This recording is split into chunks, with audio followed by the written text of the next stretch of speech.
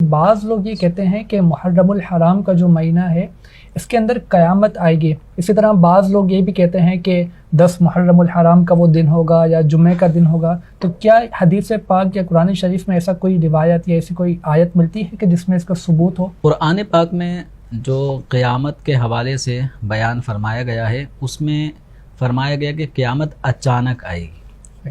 لا تأتیکم الا بغتہ، کہ قیامت تمہارے پاس اچانک آ جائے گی. تو قیامت کا ایک دن طے شدہ ہے، وہ اللہ اور اس کے بتائے سے اس کے رسول صلی اللہ علیہ وسلم جانتے ہیں. اور قیامت جب آنے کا وقت ہوگا تو لوگ اتنی غفلت میں پڑے ہوں گے، جیسے عام روٹین میں آج کل ہر آدمی اپنی ایک لائف میں، چاہے وہ نجی طور پہ یا اپنے گھر سے باہر کی پروفیشنل لائف میں، ہر آدمی کہیں نہ کہیں مصروف عمل ہے. تو اسی طرح جب قرب قیامت، بالکل قیامت کا جب دن آ جائے گا تو لوگ اپنے اپنے کاموں میں مصروف ہوں گے اور اچانک ہی قیامت کا سلسلہ شروع ہو جائے گا. یعنی حضرت سیدنا اسرافیل علیہ الصلاۃ والسلام، جن کے ہاتھ میں جیسے سینگ ہوتا ہے جانور کا، تو اس طرح کا ایک سور ان کے ہاتھوں میں ہے، اور جب حکم الہی ہوگا تو وہ سور پھونکنا شروع فرما دیں گے، جس کی آواز سے شروع میں لوگ ایک دم کام کاج چھوڑ کر اس آواز کی طرف متوجہ ہوں گے، اور دیکھتے ہی دیکھتے وہ آواز اس قدر شدت اختیار کر لے گی کہ اس آواز کی تیزی اور شدت اور اونچے تیز ہونے سے لوگوں کے دل ایک دم لرز جائیں گے، گھبرا جائیں گے، اور آہستہ آہستہ لوگ موت کے گھاٹ اترتے چلے جائیں گے. یہاں تک کہ پھر پہاڑ، جس طرح روئی کے گالے ہوتے ہیں، ٹکڑے چھوٹے چھوٹے پیس اڑا دیے جائیں تو یہ مضبوط ترین پہاڑ بھی روئی کے گالوں کی طرح ہو کر اڑ رہے ہوں گے.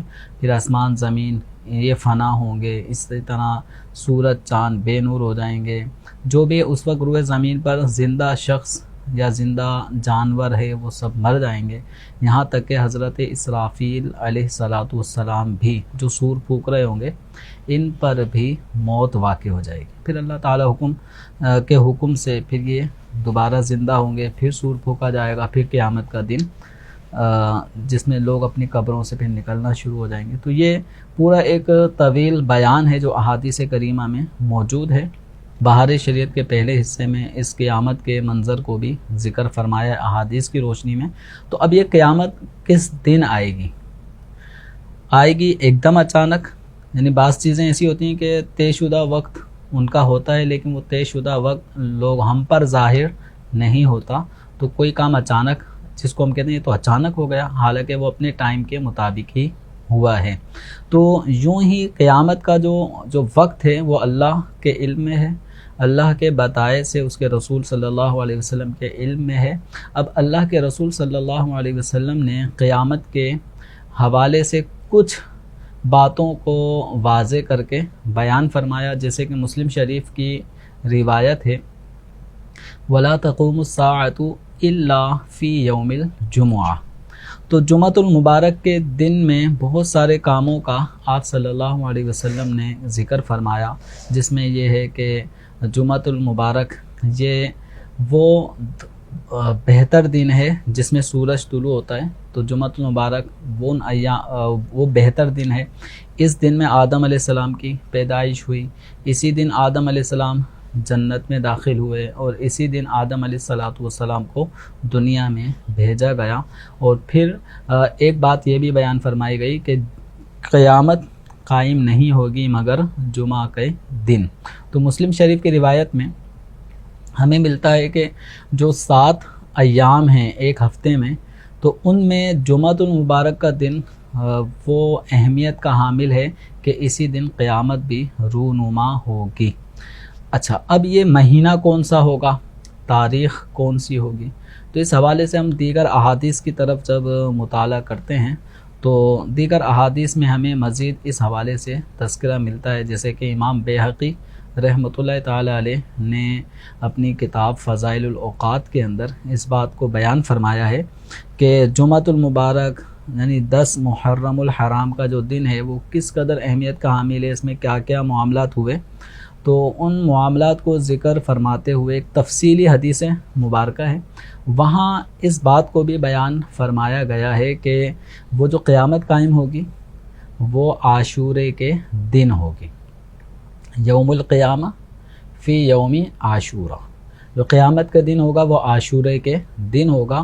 اور عاشورہ یہ 10 محرم الحرام کا ایک تاریخی نام ہے، یعنی اسلام سے پہلے بھی لوگ اس کو آپ صلی اللہ علیہ وسلم کی بعثت سے پہلے بھی عاشورے کا جو دن تھا 10 محرم الحرام، اس کی بڑی ایک اہمیت تھی۔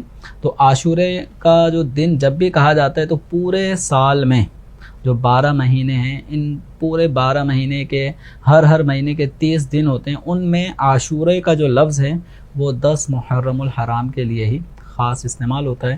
تو یوں احادیث پر اگر ہم مجموعی اعتبار سے نظر ڈالتے ہیں تو ان احادیث سے ہمیں پتہ چلتا ہے کہ قیامت کا دن جمعۃ المبارک کا دن ہوگا، اور وہ جو مہینہ ہوگا وہ محرم الحرام کا مہینہ ہوگا، اور جو تاریخ ہوگی وہ 10 تاریخ ہوگی۔ تو یوں خلاصتاً یوں کہہ سکتے ہیں کہ 10 محرم جمعۃ المبارک کا دن وہ ہوگا کہ جس دن قیامت قائم ہوگی۔ اگر ہم اپنی لائف میں غور کریں تو اس وقت اگر کوئی شخص 60 سال کا ہے تو کئی مرتبہ ایسا اس کو چانس ضرور نظر آیا ہوگا کہ 10 محرم ہے اور جمعے ہی کا دن ہے، تو یعنی یہ پورا سیم وہی دن تاریخ مہینہ آ جاتا ہے، لیکن چونکہ یہ واضح نہیں ہے کہ وہ سال کون سا ہوگا، دن بھی پتہ چل گیا، مہینہ بھی پتہ چل گیا، تاریخ بھی پتہ چل گئی، لیکن سال کون سا ہوگا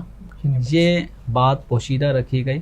اور پھر اب یہ کتنے ہی 10 محرم جمعہ کے دن واقع ہو چکے ہیں، اور آئندہ بھی کتنے ہی ایسے دن آئیں گے جو 10 محرم جمعہ کا دن ہوگا، لیکن قیامت کی جو بڑی بڑی نشانیاں بیان کی گئی ہیں وہ سب کی سب نشانیاں بالکل ظاہر ہوں گی، پائی جائیں گی۔ حضرت عیسیٰ علیہ السلام کا آنا ہوگا، حضرت امام مہدی رضی اللہ تعالیٰ عنہ کی تشریف آوری ہوگی، یاجوج ماجوج کا معاملہ ہوگا، دجال کا آنا ہوگا۔ تو اس طرح بڑی بڑی نشانیاں ابھی اور بھی باقی ہیں، اور ان نشانیوں کے ظاہر ہونے میں بھی آگے کتنا عرصہ باقی ہے یہ اللہ تعالیٰ ہی جانتا ہے۔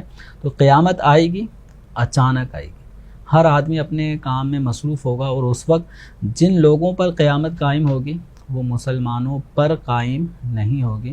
مسلمان اس دنیا سے قیامت سے 40 سال پہلے ہی مسلمان اس دنیا سے رخصت ہو جائیں گے، اور پوری دنیا پر پھر کفار ہی کا سمجھو زمین پر صرف کفار ہی رہ جائیں گے، حتیٰ کہ اللہ تعالیٰ کا نام لینے والا بھی کوئی نہیں ہوگا۔ اللہ کس کو کہتے ہیں، کس ذات کا نام ہے، اس قدر جہالت کا دور دورہ ہوگا۔ ایسے کفار پر پھر قیامت کا معاملہ ہوگا۔ اللہ تبارک و تعالیٰ سے ہم دعا کرتے ہیں کہ اللہ تعالیٰ ہمارا ایمان سلامت رکھے، اور ہماری نسلوں میں بھی کوئی غیر مسلم مرتد گستاخ پیدا نہ ہو، اور ایمان ہماری نسلوں کا بھی اللہ تعالیٰ سلامت رکھے۔